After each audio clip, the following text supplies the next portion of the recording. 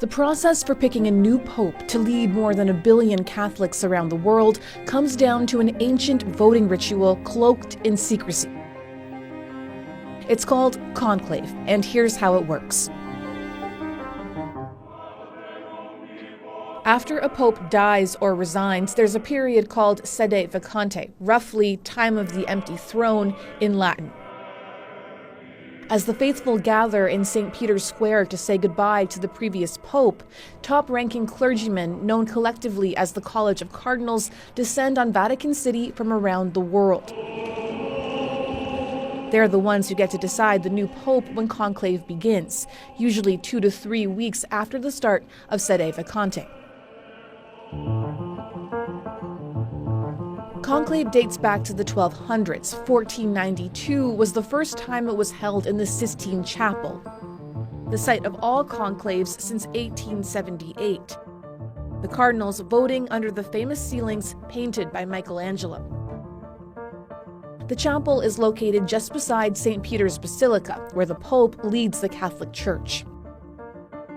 There's an intense security operation to prepare. The chapel swept for any illicit recording or listening devices before the cardinals arrive. Once inside, they must all swear an oath of secrecy. Any leaks risk excommunication from the church. And this is where conclave gets its name. It comes from the Latin for with a key, referring to a locked room. The cardinals are locked behind the doors of the chapel with no contact with the outside world.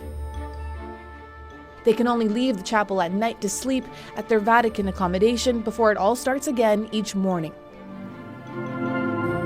For centuries, the church's new leader has been chosen from the pool of cardinals, and there's usually a few rumored favorites going into conclave.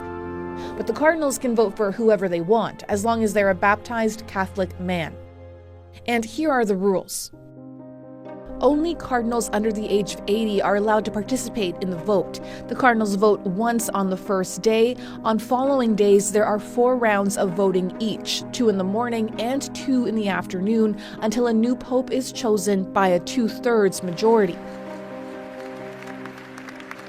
It took just 5 rounds to elect Pope Francis, Pope Benedict even shorter with just 4 rounds. And Pope John Paul II was elected in 2 days after 8 rounds of voting. The ballot papers are anonymous and look something like this, small rectangles that say in Latin, "I elect as Supreme Pontiff," with a spot for a name to be written in. The cardinals put their ballots in an urn, the votes are counted and read aloud. Then this comes in. After a count, the ballots are burned in a stove connected to a chimney on the roof of the chapel.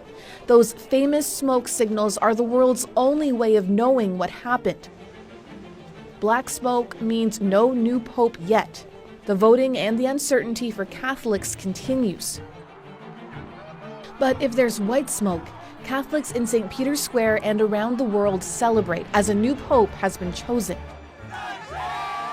This was the joyful reaction to the election of Pope Francis in 2013. We are so happy and so enjoyed that we are here now. It usually takes less than an hour after the white smoke before this announcement. Habemus Papam. Habemus Papam, or we have a pope. And after all that, the world hears from the new leader of the Catholic Church for the first time. Buonasera. He blesses the crowd, Et Spiritus Sancto. and a new papal reign begins.